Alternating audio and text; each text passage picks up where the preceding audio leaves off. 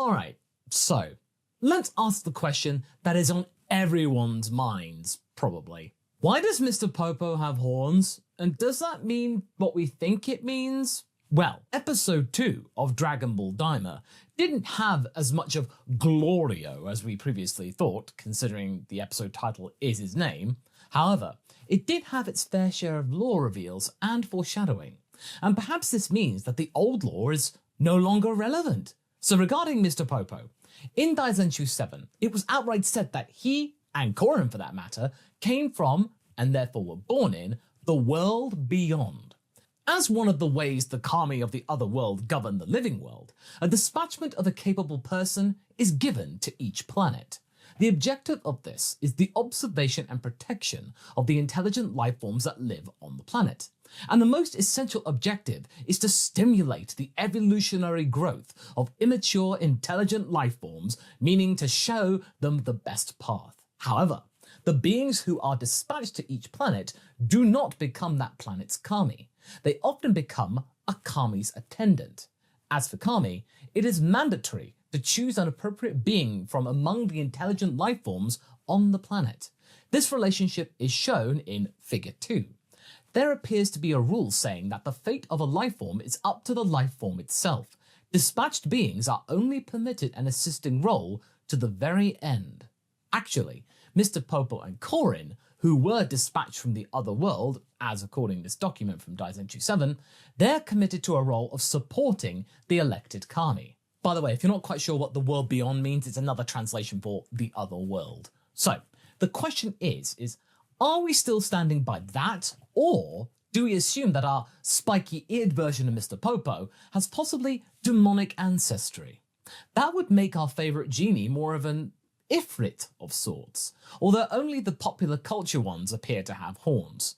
But that is an interesting change, I'm not gonna lie. Another rather interesting bit of intel that we got was that we actually saw Demon King Abura in the opening for Dragon Ball Daima, which led us to believe that we are going to at least get a flashback sequence featuring him, if not more. Now, there is one interesting thing from Sparking Zero of all things, as we know that developers must have had prior knowledge to Daima, since considering there are going to be 2 DLC packs for the show that I had no idea existed until recently, until I got schooled. Now there is an encyclopedia section of the game, where you can view all the characters and forms with Chi-Chi, Bulma and Videl acting as commentators. And there is one particularly interesting line at the end of Dabura's entry. That does indeed make us wonder, is there someone related to Dabura? Did he have a secret child that we didn't know about? Our money is either on Panji or Glorio, but we haven't even met the Master Margin, so who knows? We also see what appears to be the legendary Tertian Oculus. I'm pretty sure it's going to be important later on, of course, and especially that it has a kind of similar vibe to someone else's eyes. Now speaking of, Neva, Piccolo knew all along.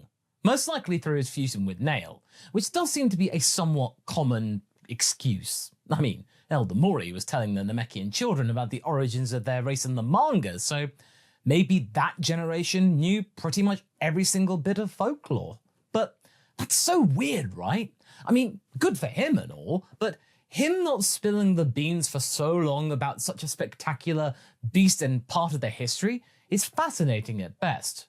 Well, that and the fact that Neva does have some reverence in Namekian society. Now, there is one interesting line about why Namekians escape the demon realms. Namekians don't like to be ruled. By whom? Sounds something like the Demon Kings. Surely not Neva, who seems to be an almost heroic figure in his own right. Someone who stayed behind to guard the demonic Dragon Balls whilst the rest of the Namekian people escaped to different dimensions and universes. Now after Shenron pulls a fast one on Gomera and Degasu, which also implies that the Pilaf gang, according to Resurrection F, are considered to be regulars, Neva does suggest to Goma to maybe challenge the Tamagamis to use the demonic Dragon Balls in a rather mischievous way. But you folks already know that we think Neva is pretty shifty, and might be more important to the story than Goma might assume. He might grow tired or bored of the little demon with his whole not liking to be ruled thing going on. But I have a firm belief that he really wants someone to defeat his Tamagamis. Perhaps the reason why he built them so strong was because he wants the person making a wish to be incredibly powerful. If he's good, then it's mostly a cause of wanting a worthy person to attain the right to a wish. You know, like in the old Namekian tradition. Now, if he is nefarious, then there is some additional layer and caveat about the wish and Durusi, supposedly the demonic dragon name, you know, kind of like with Torombo. Maybe he's waiting for his perfect fighter to wish for something, and thus a curse would be activated or something. Perhaps something that would render him more powerful, some sort of link or unleashing. Now, something that pushes us more toward Neva being potentially on the more evil side is him apparently being unfazed by the brutal manner in which Daizenshuu treated Dende. No reaction to his own kin being harmed, probably the first example of seeing that in millennia. Now, that is a little character clue that his true nature might be quite wicked or warped. Also, his name isn't really nice. His most likely comes from the name Neba, which is used to describe foods that are sticky or slimy. Hardly a nice name, right? It feels more akin to the slug connection. But this old guy isn't the only one acting kind of weird in this episode, and surprise, surprise, the other character that we're going to be discussing is someone that we knew for a very long time, and that's of course we're talking about Shin. So there's that old spaceship that we see, which Shin has supposedly used to come to this universe, which is curious. Alright, according to the old lore, the core world does exist outside of the multiverse, but when you look at the design of the vessel, it's very much along the lines of the Demon Realm architecture, at least the deserty area. Now, again, according to the old lore, Shin would have been born from a golden fruit of the kaiju tree from the core world, and then sent over to Universe 7. After that, he would have to get an apprenticeship as the East Supreme Kai attendant. After then, he would become that himself, and then he would become the replacement for the Grand Supreme Kai, you know, when Majin Buu attacked. But there is a lot of shame in our old friend. Also, when asked about the spiky ears thing, he does explain that not all beings with those are demons, but he doesn't really elaborate. Now, what gives about that? Well, previously we assumed that Dr. Arinsu and Daizenshuu were the ones banished for their evil nature. But what if it's the other way around? What if Shin, the character that we've been giving a very hard time on this channel for many years and making jokes about, actually had an interesting twist in his backstory? What if, and hear us out, he started out as a Makayo Shin? What if he escaped the demon realm, redeemed himself, and then proved himself worthy of being brought back into the realms of his non-evil peers? That would kind of explain the disdain that Daizenshuu had for him, and would spice up the character just that little bit more. It would also explain the secretiveness and weird melancholy that he showed throughout the entire episode 2. Now let's be honest, we did hope that they were going to be doing something interesting with Shin with this series. After all, he's one of those characters that really needed this kind of thing to prove themselves, especially after Goku completely crushed his self-esteem. Most of the things that he did were mainly because he was a really big scaredy cat, and he could easily be an interchangeable source of exposition with the Elder Kai or somebody else. Honestly, if you think about it, the existence of the geezer kind of robbed the character of Shin of his role. With the Elder Kai around, there's no point of him even existing.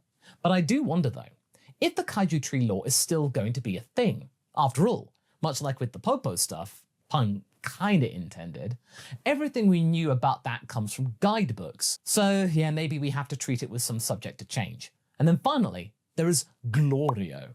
And whilst it was his episode, we didn't really see a lot of him there. Now first off, he is definitely a fan of Han Solo. I mean, just look at them together. It's not the most subtle references. I mean, okay, I still think he kind of looks a bit like Demon Princess Trunks, but still. He appears to be serving someone referred to as the King of the Third Demon World. We already know that the Demon Realm does consist of multiple biomes, so perhaps they are governed by their own monarchs, who in turn answer before the Great Demon King, such as Dabura and now Goma. Just as Shin said, he doesn't seem to be surprised to see them as children, and he somehow was able to get to the base of operations of the villains without being noticed. Now I wouldn't fully trust him at this point, though his visual references to Han Solo, as well as again future Trunks, may point to him being a rogue with a heart of gold. That might be all be a red herring of course, and Glorio could turn out to be a little bit Sus. We honestly thought we were going to actually learn a bit more about him in this episode, aside from the fact that he appears to be really stoic and doesn't consider his vessel to be a true spaceship, but more rather like a plane. He clearly serves an agenda, but what it is right now, we do not know. Also, something tells us that he knows that there is something wrong about the line of succession regarding the demon realm, and that he is fully aware of the existence of the true rightful heir. Anyway, that's all we've got time for now. Daima's really been tossing us with a lot of little bit of lore tidbits, but with enormous implications, hasn't it? And I really do wonder where all of this is going to lead us. Also, after episode 2, I am genuinely intrigued just how much of the old guidebook lore will prove to be accurate and will survive the test of time, and with all of the ever-changing ideas of Toriyama. We hope that you enjoyed this little bit of deep diving, and we hope to see you in the next video. Catch you later!